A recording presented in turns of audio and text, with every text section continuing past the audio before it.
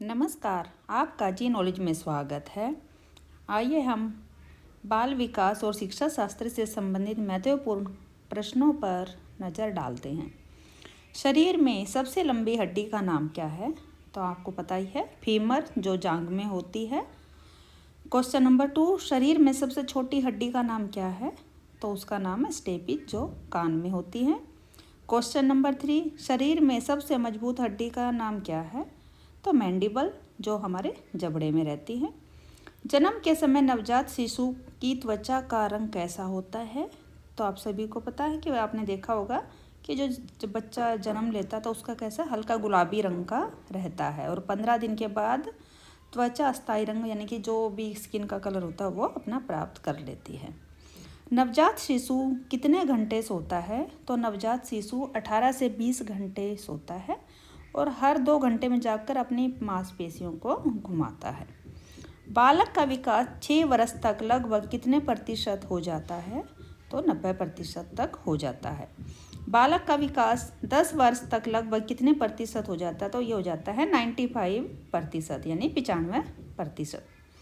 बाल्यावस्था में बालक की हड्डियां कितनी होती हैं? तो बाल्यावस्था में बालक की हड्डियों की संख्या 270 से 350 तक हो जाती हैं।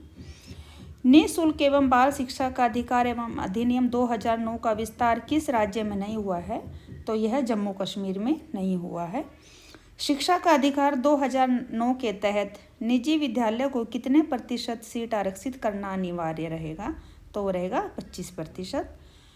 क्वेश्चन नंबर 11, 25 से कम बुद्धि वाला बालक क्या कहलाता है? तो वह जड़ कहलाता है, क्योंकि उसका जो बुद्धि का विकास नहीं होता है तो उसको हम जड़ कहते हैं।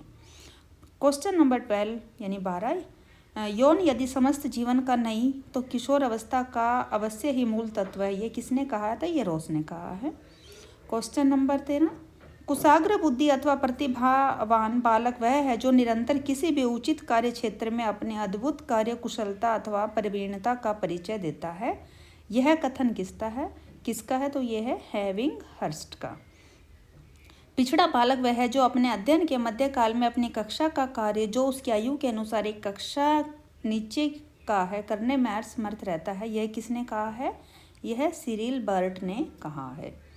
क्वेश्चन नंबर 15, समस्यात्मक बालक उन बालकों के लिए प्रयोग किया जाता है जिनका व्यवहार अथवा व्यक्तित्व किसी बात में गंभीर रूप से असामान्य होता है।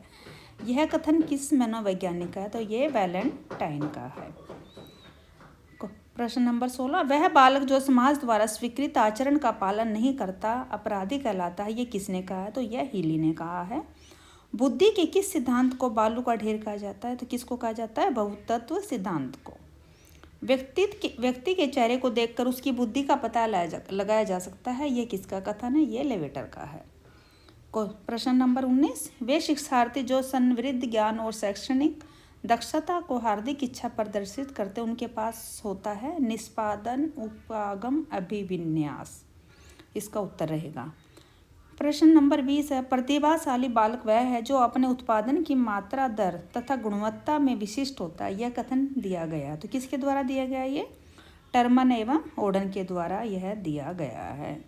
प्रश्न 21, 12 वर्ष तक के बालक के यहाँ पर मस्तिष्क का भार कितना होता है?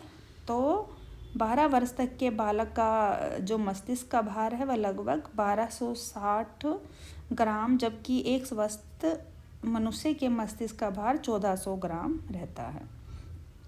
मनुष्य के शरीर में कितनी हड्डियां होती हैं? तो आपको पता ही है 206 हड्डियां होती हैं, जबकि जब हम बालक का जन्म होता है उस टाइम कितनी होती है शरीर में हड्डियां? 270 हड्डियां होती हैं। बाल्यावस्था में बालक की हड्डियां 350 होती हैं, लेकिन जैसे जैसे शरीर का विकास होता है कुछ छोटी बड़ी हड्डियां जो मिलकर एक बन जाती हैं, वो 206 हड्डियां हमारी बॉडी में, हमारे शरीर में रह जाते हैं।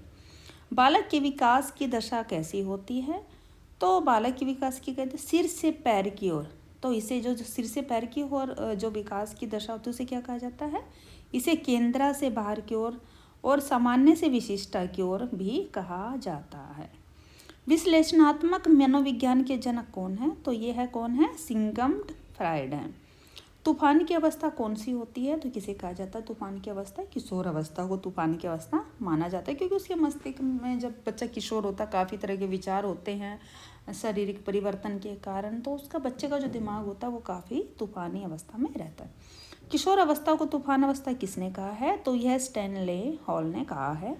नैतिक विकास का सिद्धांत किसने दिया है? तो यह कोहलबर्ग ने दिया है।